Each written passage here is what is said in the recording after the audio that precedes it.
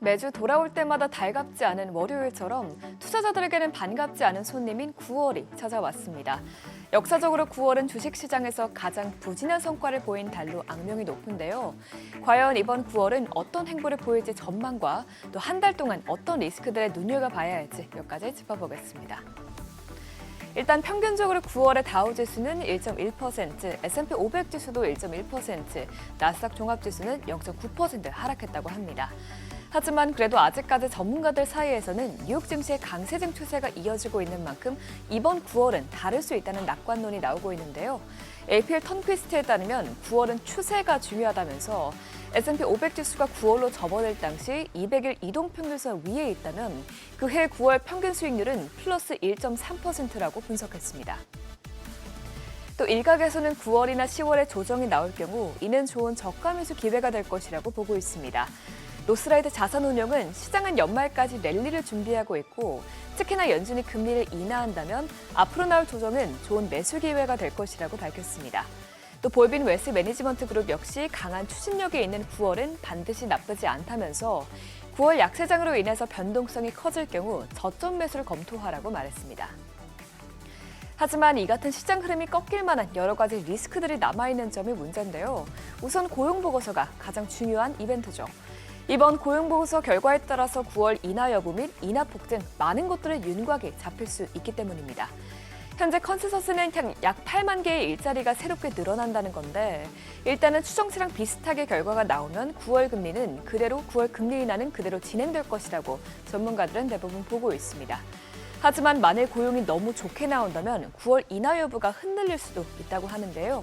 JP모건 트레이딩 데스크는 8월 신규 고용이 17만 5천에서 20만 개에 달하면 금리 인하 기대가 낮아질 것이라고 예상했습니다. 이렇게 9월마저 금리 인하 내러티브가 흔들린다면 주식시장 역시 영향을 받을 수 있기 때문에 주목해서 봐야겠습니다. 또 트럼프 대통령의 관세 판결도 문제입니다. 주말 사이에 미국 항소법원은 트럼프 대통령이 국제 비상경제권한법을 근거로 관세를 부과한 것이 위법했다고 판결했는데요. 이에 대한 미국 연방대법원의 최종 판단은 내년 초에나 나올 것으로 전망됩니다. 그때까지 심의의 향방이 미지수인데 이에 대해서 바이탄 놀리지는 앞으로 수개월 동안 무역 불확실성이 장기화될 수 있다고 말했습니다. 그러면서 불확실성을 이미 높은 밸류에이션을 가진 시장에 더 부담을 줄 수 있고 이번 판결로 인해서 오히려 트럼프 행정부가 더욱더 공격적인 관세 정책을 내놓을 수 있다고 말했습니다. 또 AI에 대한 우려가 커지고 있는 점도 문제죠. 일단 엔비디아 실적이 미지근하게 나온 데 이어서 월가에서는 엔비디아의 매출이 일부 고객에 집중됐다는 보고서가 나온 것이 화제가 됐습니다. 지난 분기에 가장 큰 고객사 두 곳이 데이터 센터 총 매출의 39%를 차지한 것으로 나타났는데요. BCA 리서치에 따르면 이런 큰 비중을 가진 고객의 주문이 줄어들 수 있다고 지적했습니다. 뿐만 아니라 중국 정부가 반도체 자립화 정책을 꾀하면서 점점 기업들이 탈 엔비디아 기조를 보이는 것도 향후 엔비디아 실적에 더 큰 타격을 줄 수 있을 것으로 전망됩니다. 그 외에도 AI 거품론 역시 무시할 수 없겠죠. 아직까지 AI로 인해서 수익 창출을 못한 기업들이 MIT의 설문조사에 따르면 95% 달하는 것으로 나타났습니다. 그럼 마지막으로 시장 지표들도 확인해 보겠습니다. 달러는 약세를 이어가면서 다시 7월 말 이후 최저치까지 떨어졌습니다.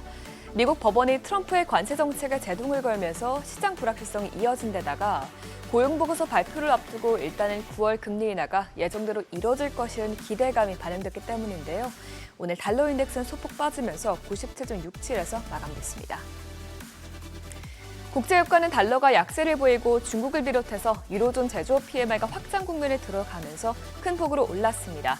경기가 살아나면 원유 수요도 잇따라 늘어날 것으로 전망되기 때문인데요. 오늘 WTI와 브렌트유는 각각 0.94% 내지는 0.1% 뛰었습니다. 또 금도 금리 인하에 대한 기대감 속에 오늘 강세를 이어가면서 역대 최고치에 가까워졌습니다.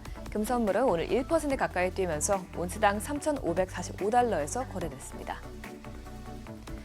다만 금리 인하 재료에도 비트코인은 좀처럼 살아나지 못하고 있는데요. 현재 비트코인은 최고점 대비 20% 이상 줄어든 11만 달러 밑에서 며칠째 횡보세를 보이고 있습니다. 9월 약세장 징크스가 본격적으로 나타난 것 아닌가 우려되는데 지난달 미국 비트코인 현물 ETF에서는 약 1조 원 규모의 자금이 빠져나갔고요. 여기에 비트코인을 떠난 자금이 이더리움으로 이동하는 현상까지 나타나면서 조정 국면이 장기화될 수 있다는 전망까지 나오고 있습니다.